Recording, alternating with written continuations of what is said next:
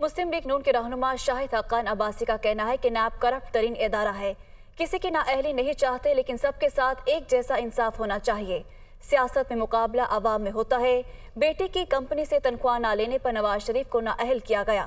عمران خان نے اربوں روپے لوٹے، پیسوں کا حساب بھی نہیں دیا۔ 29 نومبر سے پہلے نئے آرمی چیف کا نام سامنے آ جائے گا۔ شاہد حقان عباسی کراچی میں میڈیا سے گفتگو کر رہے تھے۔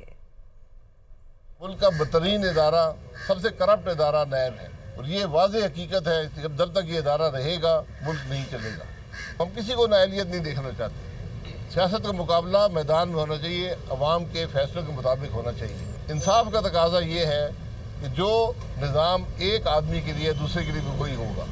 اگر آپ اپنے بیٹے کی کمپنی سے پیسے جو فیس ہوتی ہے ڈائریکٹر فیس نہ لینے پر کسی کو تاحیات نااہل کر سکتے ہیں، سپریم کورٹ کر سکتا ہے، تو پھر وہ شخص جس نے اربوں روپیہ لوٹا ہو، جس کا باہر سے پیسے آئے ہوں، اربوں روپے آئے ہوں، حساب نہ دے سکے، تو اس کا پھر فیصلہ کیا ہوگا۔ 29 سے پہلے انشاءاللہ آرمی چیف کی اپائنٹمنٹ ہو جائے گی۔